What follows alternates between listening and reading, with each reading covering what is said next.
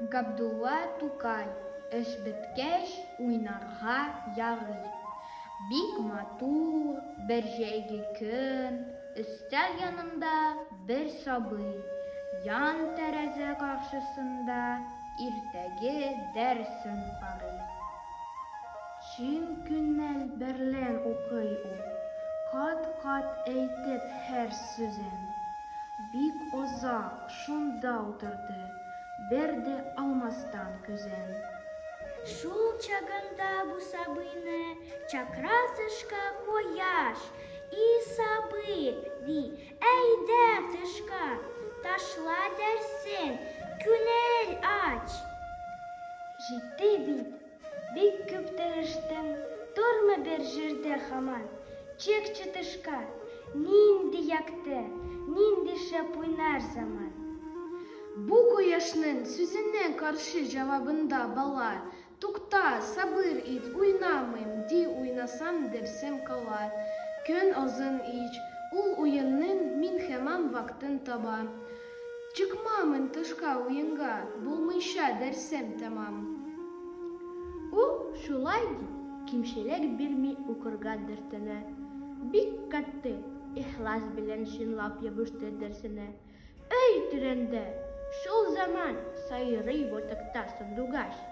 Ул да шул, бер сүзне сөйли: «Әйдә тышка, күңелең аш».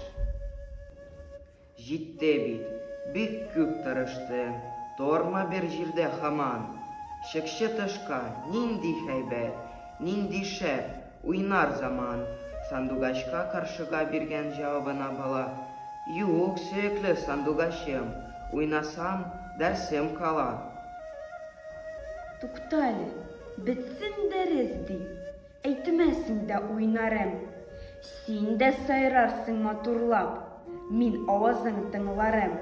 Ул шулай дип, һич зарар бирми укырга дәртенә, бик каты ихлас белән, чынлап кереште дәрсенә. Шул вакытта өй түрендә бакчада бер алмагач чакыра тышка сабыйны: «Әйдә тышка, күңелең аш. Бик күңелсездер сиңа эштә утырмак һәр вакыт. Әйдә, чык син бакчага, җитте хәзер уйнарга вакыт». Алмагачның сүзенә каршы җавабына бала: «Юк, сөекле алмагачым, уйнасам дәрсем кала». Тукта, сабыр ит аз гына ди, и кадерле алмагач. Һич уенда юк кызы, дәрсем хәзерләп куймагач. Күп тә үтми, бу бала куйды тәмамлап дәрсене. Куйды бер читкә җыеп дәфтәр, китапны барсыны. Чыкты йөгереп бакчага. Я, кем чакырды дип мине? Әйдә, кем уйный? Тәмам иттем хәзер мин дәрсемне. Шунда ангар, бик матурлап, елмаеп көлде кояш. Шунда ангар, кып-кызыл, зур алма бирде алмагач. Шунда ангар, шатланып, сайрап җибәрде сандугач. Шунда ангар, баш иделәр бакчада һәр бер агач.